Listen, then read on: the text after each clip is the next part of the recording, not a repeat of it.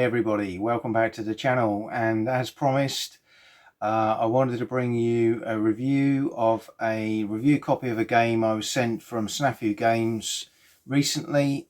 You will have seen or be able to access my unboxing video of the game, which is already on the channel.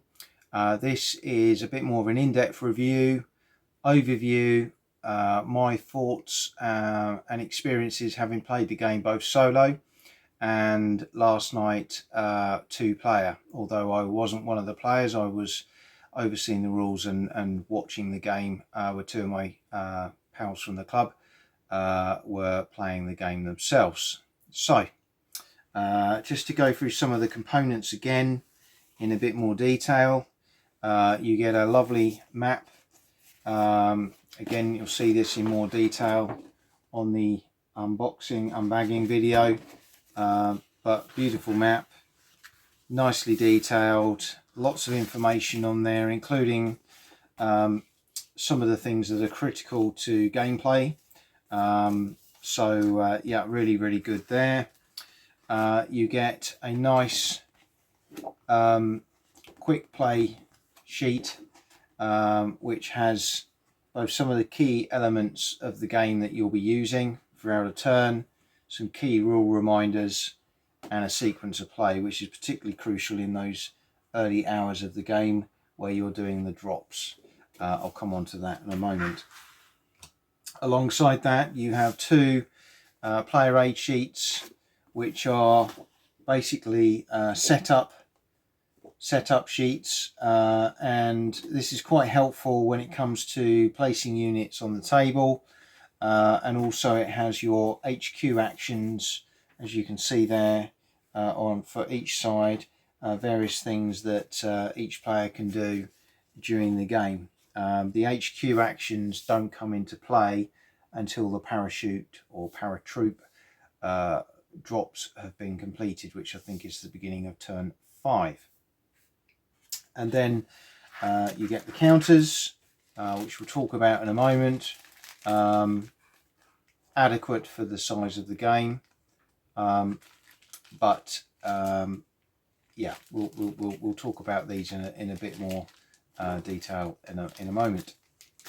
And then we got the rules themselves, which are very well produced, I've got to say. Nice index right on the front. It's very easy to find what you're looking for from that point of view, and full colour, beautifully set out, lots of detail in there, lots of examples of play, and you've also got some really nice pictures, photographs of the period, and lots of the key elements are in these bits in the columns on the sides in colour, so you can sort of pick out key rules that you need for certain sections, and you've got some designer notes in the back there as well with a bit of history, some of the thoughts around the game and why it works the way it does. So overall, a really comprehensive package for what is a folio game in small bag and small footprint. So my thoughts, feelings about the game really expand into sort of key areas, which is what I'm going to talk about. 12 Hours at Maleme is set on May the 20th, 1941, part of Operation Mercury, the German invasion of Crete.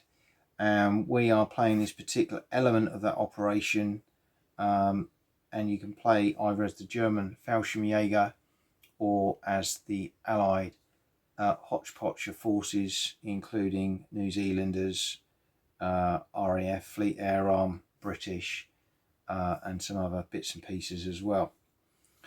As I say, I played it solo, and then I've been waiting to get a couple of the guys around to play it, see it played 2-player as well, before sort of coming up with my review video. So things that I particularly like are the parachute landings or paratroop landings themselves, because some of these are glider-borne troops. That's split over the first 4 phases of the game, and within that, again on the map, you can see these drop zone areas here. Really like that element to the game. So as each stick of paratroops drops on consecutive turns, the German player will roll for each unit as it comes on to see where it drifts or where it lands on target. The Germans really feel they're jumping into a cauldron for those first 4 turns, and that was echoed in our 2-player game. They don't get decimated, but they do take a lot of casualties, a lot of morale markers that influence those first 4 turns. However, when you strip it all back, they don't take many overall counter casualties, or not in the case of our game. Lots of step losses, but they're quite strong units to start with. They're just weakened by the time they get into the action and have regrouped. But really like the way the paratroop landings are dealt with in the game. It's really clever. So they kind of roll to drift. They get defensive fire against them from the allied units if they're in range as soon as they drop. That's where they take a lot of their initial casualties. The first stick doesn't get affected as much because it's got that element of surprise, but subsequent ones, depending on where you drop them on the board, could literally be decimated very, very quickly. Going back to the map, you'll see the white circles. These are all the drop points, and the German player has a couple of dummy markers as well, so he'll put a drop marker on each of those along with the dummies, keeping the ally player guessing about where he's perhaps concentrating his drop. So that adds an element of uncertainty in the ally player's mind, so I really like that as well. Defensive fire in this game is a killer. So as soon as a unit lands or moves, this includes allied units moving, for each hex they move, if they're in range of an enemy unit, they come under defensive fire. That means you've got to think very carefully about how you move in the game, where you move in the game, and what kind of risks you're prepared to take when moving things around. For the ally player, certainly in the initial turns, it's very confused, very difficult for them to do much because they're restricted to these boxes for each of their companies until communication is made with central headquarters, which they can try and attempt to do after that first 4 turns. Then if they can get contact, they can start to move units outside of those areas of control. So again, the Allied player is up against it in the first few turns, although the German player would argue they're up against it in the first few turns. It adds a real conundrum of different things and choices for the players as well. Artillery and heavy weapons are really critical in the game.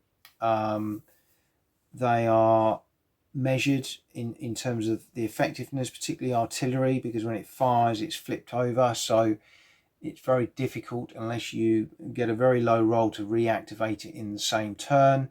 And in terms of the allied artillery heavy weapons, often it may be quite a few turns before they're able to fire again.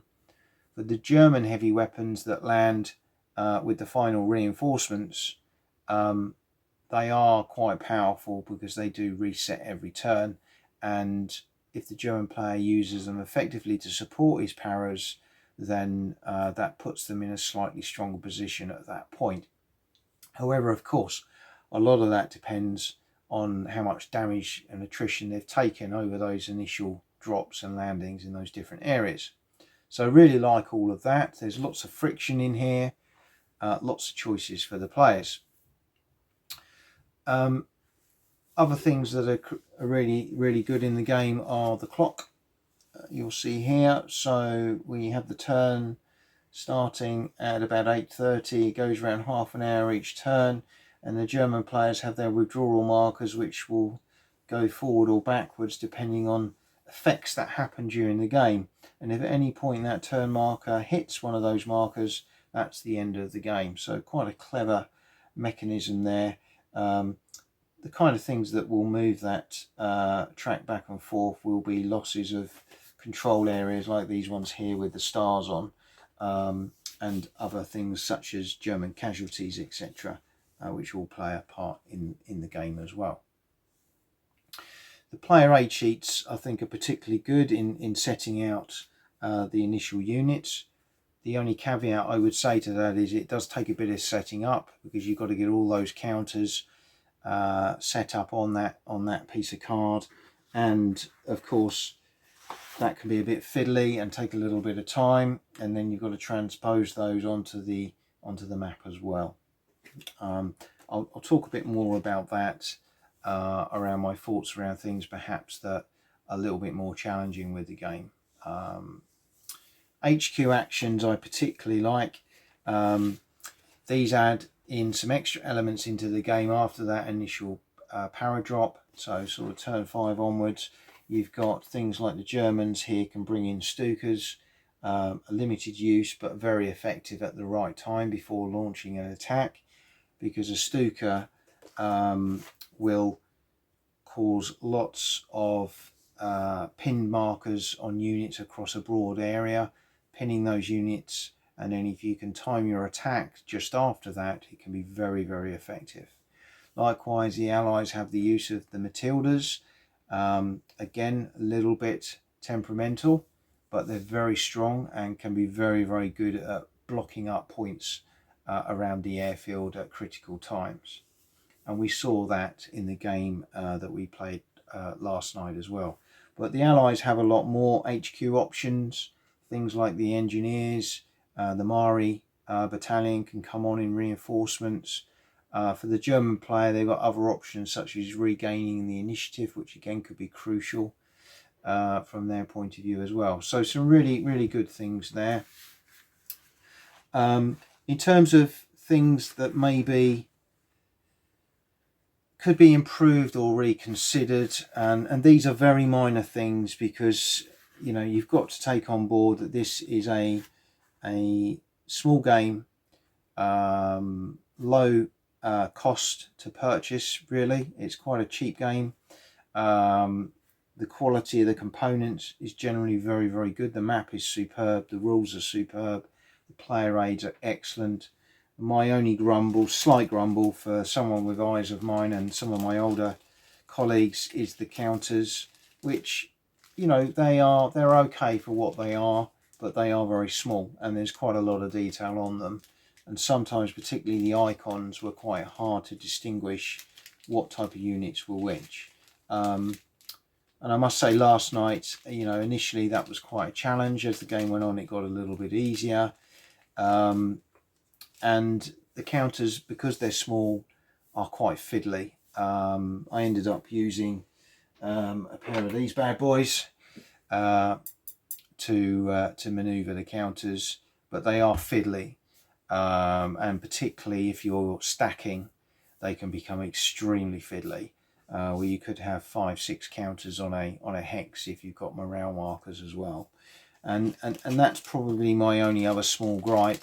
I really like the regroup markers which are used when the landings initially occur, and I like the pinned approach, but these are all extra markers on top of what are already a lot of counters on the table, and it can become a little bit counter heavy at times throughout the game, and with the fiddliness of them as well. It would have been interesting to have seen whether some of these morale effects, the pins and the regrouping, could have been dealt with within the rules in maybe a slightly different way.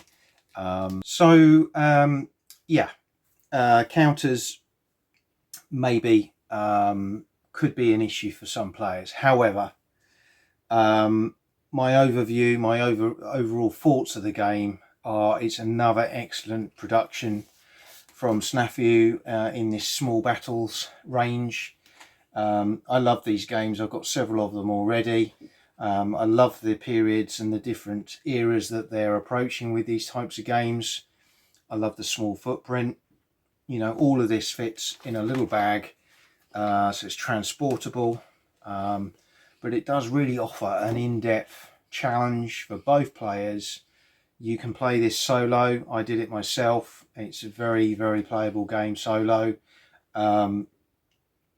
And what I like is the game really, once you've done the setup, which I accept takes a little while, you know, you need to be a bit patient with that because it's a bit fiddly. But once it's set up, the game really motors along, especially those 4 or 5 turns when, you know, the Germans are landing, and you've got this real clever mechanism in there that once landings are done and you're into these impulses which run the game and give the players the options of moving or firing or doing a refit stroke regroup action or even an HQ action further along. The turn ends if you roll a certain dice number in those early turns, if you're doing a fire or regroup refit action. Now, of course, players are prone particularly to firing as soon as they can, and you know, you take turn 1 there, you roll a 3+ at any point during a fire action, bang, the turn's over.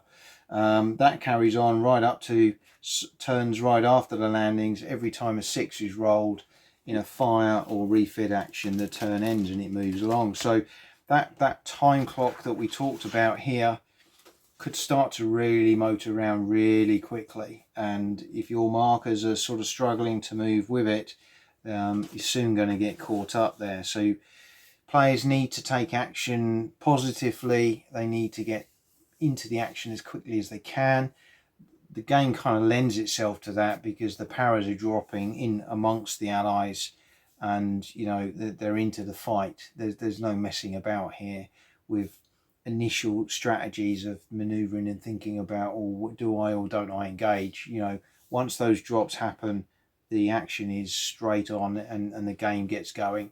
Overall, as I say, I think it's a fabulous game. The component quality, the rules really nicely written. Didn't have any major problems with them. A couple of small little things that I had to go back and revisit and read, but generally speaking, once you get the key mechanics in mind, it moves along really nicely. The map I absolutely love. I think the map for a small footprint game is superb. Really, really nicely done. And the player aid sheets as well, excellent. So for me, it's a big thumbs up.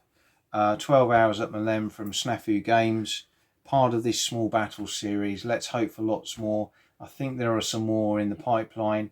Again, some really interesting things there. Go and have a look at the Snafu site.